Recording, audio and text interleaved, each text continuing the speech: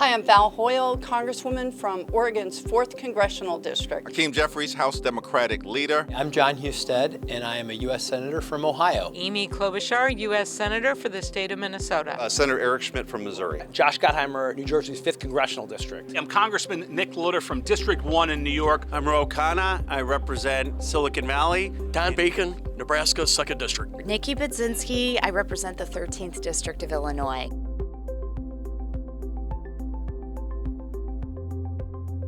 I was thrilled to be asked to speak at this year's IAFF convention and really share the message of what we're doing back home to support firefighters. I came out here to say thank you, to the firefighters for what they're doing in Los Angeles with the wildfires, and to say how much I admire their service, their courage, their sense of duty. It's a high honor and a distinct privilege to be here with the International Association of Firefighters, President Kelly, all of the distinguished members of this great union. One, to thank the firefighters of America for the tremendous service, bravery, and sacrifice on behalf of the American people. So I wanted to be here today to voice my support and to let them know that I am going to back the issues that are important to them, making sure that their pensions are secure, making sure they have the right to freedom of speech, that their jobs are made more safe. And the reason I come every year is I myself was a union firefighter.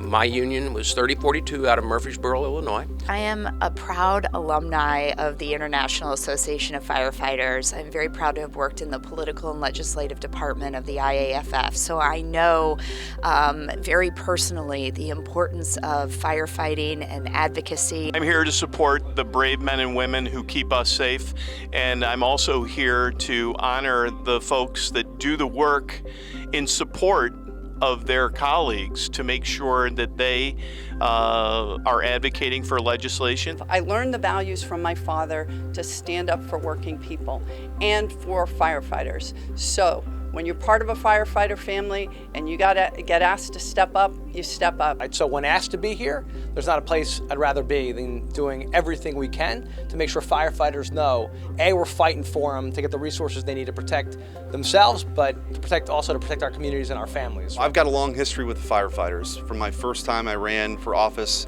in the state senate to being AG, and now I've always had the support of firefighters. I've always had their back. We've passed some really meaningful legislation in Missouri. I have your back, we have your back. We're gonna fight for the resources, equipment, support that you have earned and that you deserve. I want them to know that I have their backs. They have our backs in our communities, keeping us safe, leaving their families, leaving the comfort of safety in order to confront danger almost on a daily basis. And I want to make sure that they have the confidence that Congress will have their backs as well.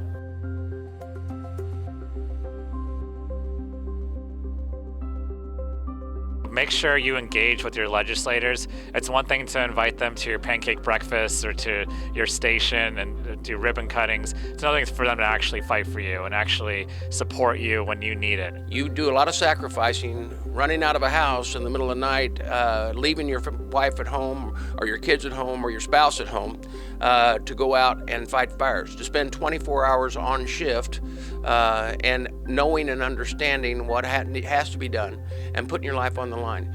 There are those things that we need to know from a federal level, even though I know each one of you work on your state level, which is vitally important. But on the federal level, know what those issues are. Make sure that your union knows that and brings it to us. Get screened, right? Get the cancer screening, right? It should be covered. You should get that screening, and also know that you're going to see a lot out there. Know that a bunch of us have your back and will always have your backs. That's our job for what you do for us. Please know that we are doing everything we can to make sure that you're kept safe. And I really want to have a huge thanks to the IAFF for being an important role model, not just in fighting fires, but in trying to show what bipartisan legislating and bringing solutions to the table actually looks like. Well, we appreciate the firefighters because they're there 24/7 at the worst times in our life. And I think Congress has been there. We've been able to fix the Social Security bill after decades, and I was one of the leaders behind that, and I'm glad we were able to have success. And in fact, I think I support all the priorities of the firefighters, and that's the way it should be. They have our back, we should have their back. And we want to make clear that we will continue to stand with you with their needs, their health, their safety, their benefits, and their capacity to continue to serve the American people. 100 times thank you. Thank you not only for the big things, and the whole nation was riveted by the brave firefighters in LA and now in North Carolina, but it's also those little things. It's saving someone's life when they just run into that building and you help them out, or it is getting someone into the hospital when they have an emergency, or giving them the care at the scene that they are trained to do. People have lost faith and trust in so many institutions and people, and our firefighters have maintained that trust, and they are still the people that kids look up to, that adults look up to, and there is an enormous amount of power in that. My message to firefighters is thank you for what you do every single day. I'm proud to fight for you in Congress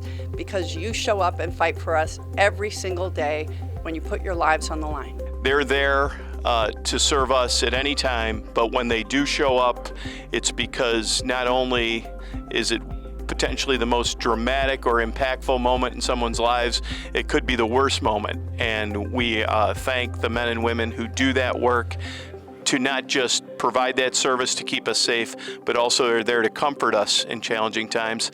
I thank all of them, and we're indebted to them. And Congress needs to step up to ensure that these folks have fair wages, good work rules, and everything else it takes to do their dangerous jobs and come home safely to their families.